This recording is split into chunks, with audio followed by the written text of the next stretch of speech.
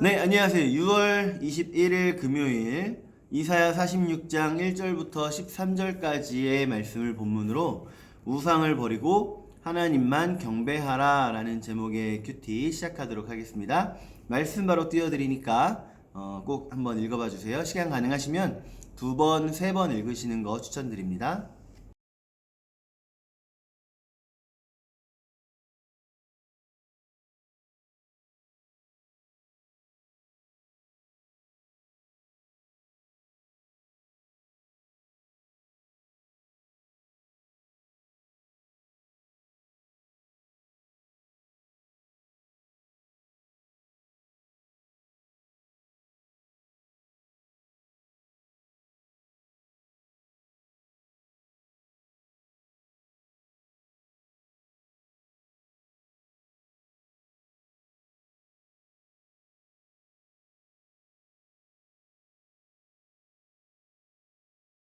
네, 오늘 이 본문 말씀은 이제 바벨론이 무너지고 나서 페르시아가 바벨론을 무너뜨리고 나서 바벨론의 신들이 쇠해져 버린 그 모습을 보여주시는 거예요.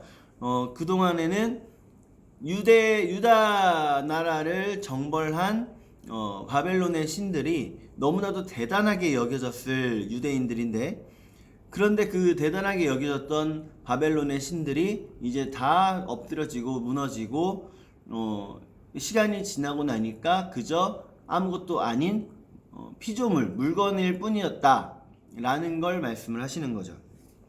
그래서 하나님이 진짜고 하나님이 진짜고 우상은 결국엔 시간 지나면 없어지는 것, 헛된 것, 그런 것 뿐이다 라고 말씀을 하시는 겁니다. 그래서 우리 한번 이제 질문 하나씩 보면서 말씀을 좀 상세하게 우리가 이해하면 좀 좋을 것 같아요. 1번 질문 보면, 이사야는 벨과 느보 바벨론의 우상들이 어떻게 된다고 묘사합니까? 1절 말씀 보면요, 벨은 엎드러졌고 느보는 구부러졌도다. 그들의 우상들은 짐승과 가축에게 실렸으니 너희가 떠매고 다니던 그것들이 피곤한 짐승의 무거운 짐이 되었도다. 네, 여기 나오는 벨하고 느보는요, 바벨론의 수호신으로 여겨졌던 그 우상들입니다. 그래서 유대인들에게 있어서 고대는 여러 번 말씀드렸죠. 고대는 신들의 전쟁으로 여겨졌다고, 세상을 창조했다고 말씀하신 여호와 하나님을 섬기는 유대인들이 벨과 느보를 섬기는 바벨론의 나라의 전쟁에서 패배를 한 거예요. 그러면 사람들은 인식을 이렇게 하게 되겠죠. 여호와 하나님보다 벨, 느보가 더 대단한 신이구나.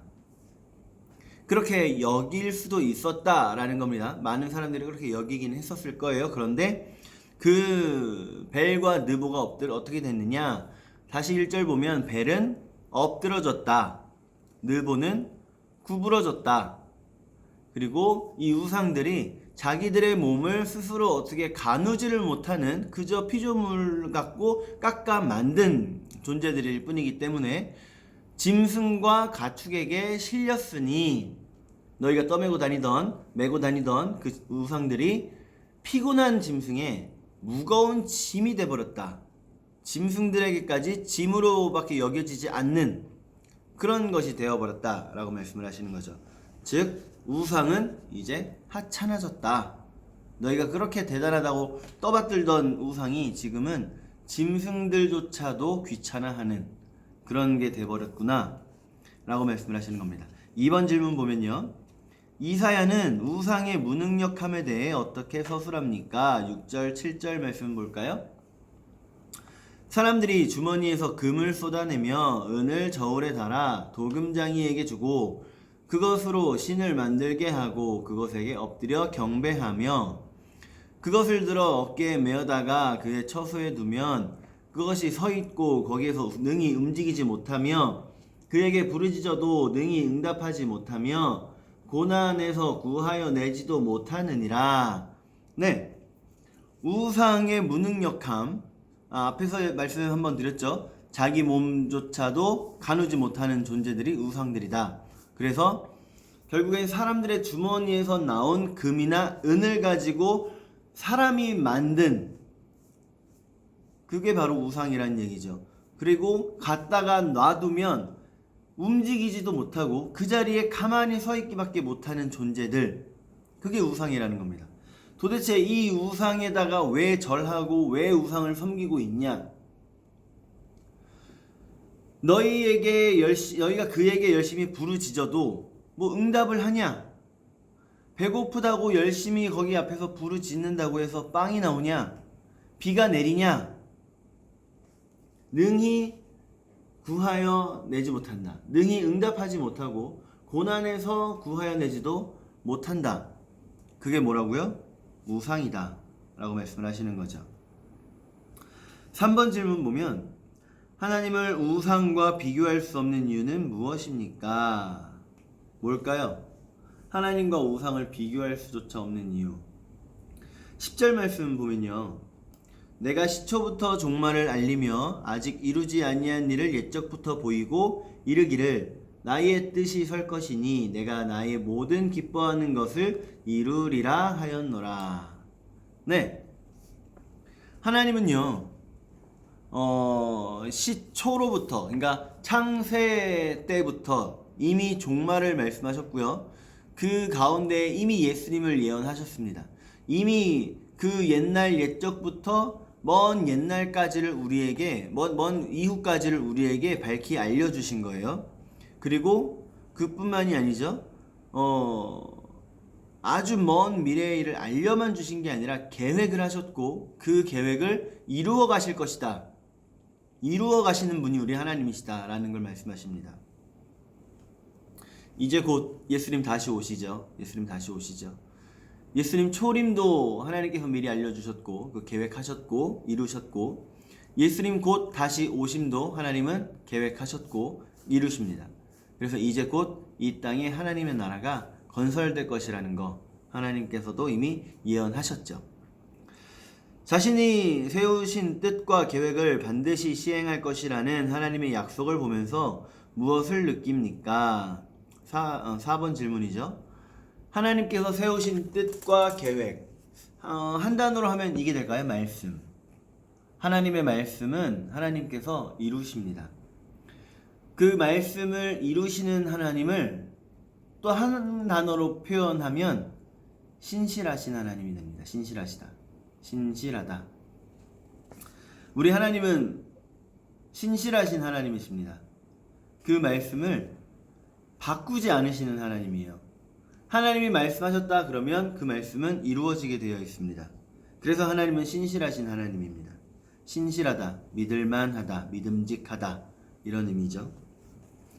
5번 질문 볼까요? 내가 하나님이 우선순위가 아닌 우상화된 세상의 돈과 아파트, 자녀의 성적이나 자랑거리는 무엇입니까?